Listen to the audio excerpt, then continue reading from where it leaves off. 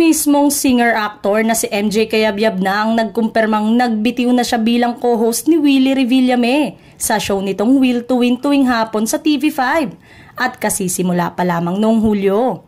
Bahagi si Cayabyab ng line-up ng co-host ni Willie Revillame kasama pa sina Anna Ramsey, Cindy Miranda, Boobsy, Sam Versosa at Roberta Tamondong.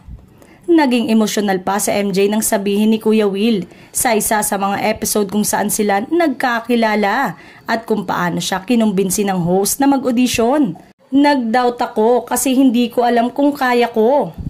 Noong July 9, masaya at proud pa niyang ibinahagi ang pagiging bahagi niya ng show. Ngunit sa expose ni MJ noong August 27, isang buwan at mahigit ang nakakalipas. Kinumpirma niyang wala na siya sa show at personal reason daw ang dahilan. Hindi na idinetalya ni MJ kung ano ang personal na dahilan na ito. Matatandang ilang araw matapos ang premiere ng Will to Win ay naging laman na ito ng balita dahil sa paninermo ni Willie sa mga co-host at production staff dahil sa mga pagkakamali. Nilinaw naman ni Willie na ang pinanggagalingan niya ay dahil nais niyang maging maayos ang pagbabalik ng programa.